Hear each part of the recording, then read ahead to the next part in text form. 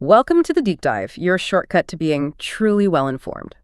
Today, we're plunging into something that might just fundamentally shift how you see the world. We're exploring Robert Anton Wilson's really provocative book, Quantum Psychology: How Brain Software Programs You and Your World.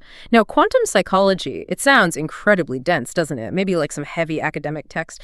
But this deep dive is, well, anything but. It's really custom tailored to help you cut through all the information noise out there and gain some surprising insights. Insight into perception, belief, and how your mind actually constructs reality. Indeed.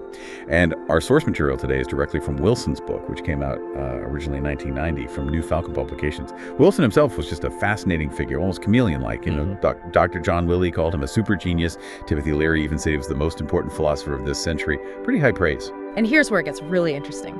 This same guy, this acclaimed author, was also called stupid by one critic, sexist by another, and even accused of misguided, malicious fanaticism. That huge contrast in perception right there, it just perfectly sets the stage for what we're about to unpack, doesn't it? It absolutely does. And the book itself isn't like a traditional read. It's set up more as a study manual. It has exercises, and it's aimed at helping you really comprehend and internalize the principles of what he calls quantum psychology. And just to clarify that term up front, Wilson uses quantum not just in the strict physics sense, but more like a metaphor for how our minds don't just perceive reality, but actively will create it, like brain software, programming our individual world. It uses this scatter technique apparently from Sufi writers, which means topics don't always show up in a neat, linear order. Right, okay. So our mission today is basically to distill Wilson's core ideas on how we perceive and actively create our personal realities. Get ready for some genuine aha moments that might just challenge how you see, well, everything. Okay, let's unpack this. So Wilson kicks things off quoting Robert Ingersoll. "I do not pretend to tell what is absolutely true, but what I think is true." Right away, that frames the whole discussion around the subjective nature of knowledge. It's a really critical starting point.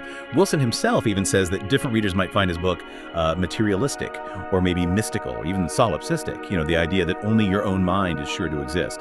He warns against reading too quickly, against overstatements and oversimplifications. He's really pushing us to change our fundamental angle of approach to what we think we know. Okay, so one of the central problems he tackles is this thing he called deep reality. He points out that most physicists, the ones who accept Niels Bohr's Copenhagen interpretation of quantum mechanics, they actually reject the idea of some fixed underlying deep reality. Exactly. The Copenhagen interpretation, just for context, it's a cornerstone of quantum physics. It suggests reality at the subatomic level isn't fixed until you observe it. It's fundamentally probabilistic, not deterministic. So if science itself is kind of grappling with the unknowable nature of this deep reality, Wilson asks, well, what is it then? He links this back to old philosophical debates, Plato, Aristotle. He argues we often make a lot of what he calls noise about things we can't really test or measure meaningfully. Noise, he uses Claude Shanna's 1948 idea of noise in communication, right? Not just static on the radio, but actual semantic noise in how we talk. Like the difference between saying, I hate a pompous psychiatrist and I just ate a pompous psychiatrist. A pretty big difference there. That simple example perfectly illustrates semantic noise. It's about misunderstandings, errors in meaning because of language itself. Wilson goes further, saying it can even create a convincing simulation of insanity. Wow. He tells a story about Dr. Paul Watzlawick and a schizophrenic patient. She genuinely believed she was the chief psychiatrist's secretary. It just shows how utterly different perceptions of reality can coexist, even when people are using the same words. Yeah, and it's not just language, is it? He uses those classic visuals like the old woman, young woman optical illusion, you know the one, where you can see the same image in two totally distinct ways and how quickly your mental focus can just flip between them. It's not just a party trick. It's a really powerful metaphor for how our brains are constantly interpreting and, shaping the data they get. Right. And building on that, Wilson brings in transactional psychology, which came out of Princeton in the 1940s with Albert Ames. This idea is pretty revolutionary because it suggests our brains aren't just passively receiving information like a camera. Instead, they actively create the form, the meaning we interpret. It's not about finding some single absolute truth, but more about building statistical truths or probabilities based on our internal models. Which leads directly to Wilson's big concept, reality tunnels. Okay, explain that. It's like, imagine your brain isn't just getting information, but it's actively sculpting it into your own personal reality, like a unique tunnel shaped by everything you've ever learned, seen, felt, all that stuff. The really deep insight here seems to be that when you clash with someone, you might not be disagreeing about truth, but just about which reality tunnel you're each standing in. He mentions those Ames perception experiments, too. Exactly. And this then brings us to a really kind of mind-bending idea from Bertrand Russell. How many heads do you have? That's bizarre, right? But Wilson breaks it down. You've got your physical head, the one you see. But inside that head, your brain creates a whole model of the entire external universe, everything you perceive. So in a weird way, the real head, the one containing that whole model of the universe, it's actually inside your perceived head. It's a powerful metaphor, really, for how our internal models shape everything we experience. Okay, wow. So if our reality is that subjective, it makes sense that, as Wilson says, humans have historically fled from reason. Wow. Like, ancient Greek skeptics admitted uncertainty, but others crave pure truth, which led to centuries of trying to pin down one single objective reality. And this gets us thinking about our instruments of perception, especially our brains, right? And how they color what we even consider truth. Wilson really highlights the inherent fallibility of our nervous systems. He uses that classic example. Put one hand in hot water, the other in cold, then put both into a third bowl of lukewarm water. Your hands feel different temperatures, even though the water is the same. It's a simple demo of how our sensory input isn't always giving us an objective, unified truth. He even suggests physicists talking about wave-particle duality for light. Sometimes they talk facetiously about wavelets. It just shows the limits of our current understanding and, our language. Right. Which brings us to part 2. Speaking about the unspeakable, Niels Bohr famously said, physics only describes what we can say about the universe. And that leads us into quantum logic, which is different from traditional Aristotelean logic. How it has a maybe state. Precisely. John von Neumann, who was a big proponent of Bohr's view, introduced this maybe state. It mirrors the indeterminate state in actual quantum mechanics. Wilson argues that in our everyday perception, we too often try to force things into neat true-false boxes way too quickly. Think of a coin spinning in the air. It's in a maybe state, heads or tails, until it actually lands. Then it's definite. Yeah, and he applies this to just human perception. Like seeing someone down the street, you think you know. They're in a maybe state. Is it John? Is it Sarah? Until you get closer and your perception just leaps to premature certainty. And sometimes you're wrong. Okay, so if our brains are already sort of creating what we see, what about the words we use? Wilson argues that language itself often traps us in these reality tunnels, leads to semantic delusions, he calls them. He uses the simple example, you can't drink the word water. Sounds obvious, right? But we constantly forget that the map isn't the territory. It's such a profound point, and it ties into how words influence our reality tunnels. Wilson talks about that legal case with George Carlin's 7 words you can never say on television. The FCC, the Federal Communications Commission, they define certain words as indecent based on their beliefs about those words, not on any inherent quality of the words themselves. It's a really powerful example of how external authorities and our own internal programming try to dictate what reality is just through language. Which brings us back to Alfred Korzybski's famous idea. The map is not the territory, just a warning against confusing the word or the model for the actual thing it represents. Sounds simple, but a trap we fall into all the time. Yeah, and picking up on that, Wilson asked this fundamental question, what equals the universe?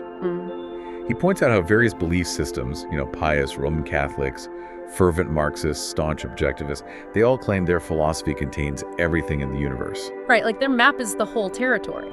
Yet, he argues pretty persuasively, I think, that any philosophy, theology, math system, scientific model, it will always remain something less than the whole universe.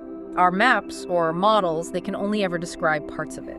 It highlights the inherent incompleteness of any single framework. It feels like a call for some intellectual humility, really. So, okay, how are these reality tunnels, these personal maps, actually created? Wilson breaks it down into 4 main things, right? Genetics, imprinting, conditioning, and learning. Yeah, and that concept of imprinting is particularly fascinating. It comes from Lorenz and Tinbergen's Nobel Prize-winning work back in '73. It describes these brief, critical periods of vulnerability, usually early in life, where animals and, Wilson suggests, humans too form permanent reflex networks based on very early experiences. Think of like a gosling imprinting on a ping pong ball instead of its mother, or the top dog and bottom dog dynamics you see in a litter of puppies. Those can set up lifelong patterns of behavior and perception. This isn't just learned behavior, it's imprinted at a really deep neurological level. That's a powerful difference. He contrasts that deep imprinting with conditioning, which needs repetition and isn't necessarily permanent, and then learning, which also needs repetition, but seems to have less fundamental influence on perception than our genes or those really early imprinting moments. So it's like a hierarchy of how deep these programs get installed. Okay, now for one of the most practical, but also kind of mind-bending tools Wilson offers, E-prime, English prime.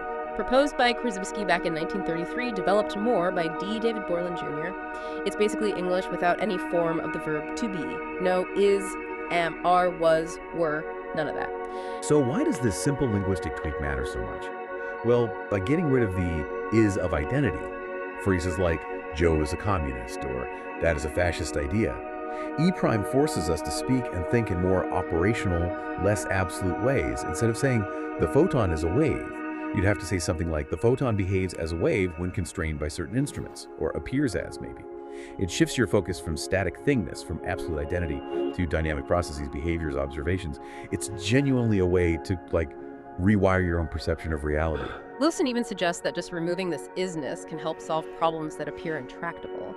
He calls it an antibiotic against demonological thinking, promotes clearer, less dogmatic thought. Seriously, try speaking in E-prime for just an hour or a day. You'll quickly realize how often we make assumptions about being rather than behaving, and how much more precise your thinking has to become. It's tricky, but revealing. All right, part 3, the observer-created universe. Wilson uses this old Chinese parable to illustrate how we actively create our reality. It's about a farmer whose coin purse vanishes. He immediately suspects a young boy in the village, and from that moment on, every time he sees the boy, he interprets everything the boy does, his glance, his walk, how he stands, as definitively guilty or furtive. Turns out, the farmer's wife had just misplaced the purse and put it back later. The boy had nothing to do with it. The really profound takeaway there is how the farmer's initial suspicion created a self-fulfilling prophecy. The Taoist philosophers who told this story, their interpretation was that the boy never actually behaved guiltily. The farmer just saw him that way because he expected to see it.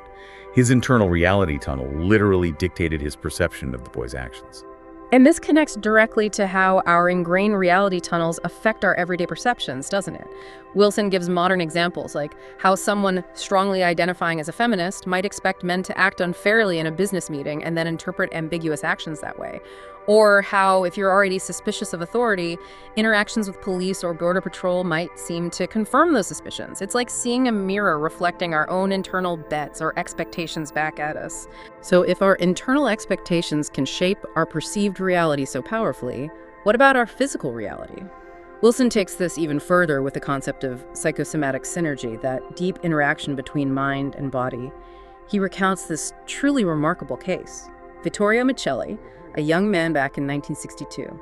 He had a progressive carcinoma, a cancer, that had literally eaten away his hip bone. Right, I remember reading about this. Michelli went to Lourdes, the famous Catholic pilgrimage site in France, and bathed in the miraculous waters there. He reported feeling sudden sensations of intense heat and renewed energy. And then a month later, follow-up x-rays showed the tumor had completely vanished. And even more incredibly, the bone itself actually began to regrow. It's an astonishing medically documented case. Yeah, it really is. And while many would attribute this purely to a Catholic miracle, Wilson argues it illustrates a synergistic biochemical physical transformation. Basically, a self-fulfilling prophecy manifesting physically. He notes that out of over 6,000 alleged cures reported at Lourdes since 1858, 64 of them, including Michelli's case, have passed the really rigorous scrutiny of the International Medical Commission at Lourdes. And it really makes you wonder, doesn't it, how much of what we think of as solid physical reality might also be influenced by our internal software. So, okay, wrapping this up, what does this all mean for you listening right now? Robert Anton Wilson's quantum psychology really pushes us, doesn't it? Pushes us to reconsider the very nature of our perception, from understanding that semantic noise in communication to recognizing our individual reality tunnels and the profound power of using something like E prime. This deep dive has hopefully offered some powerful tools to critically examine how your brain software programs you and your world.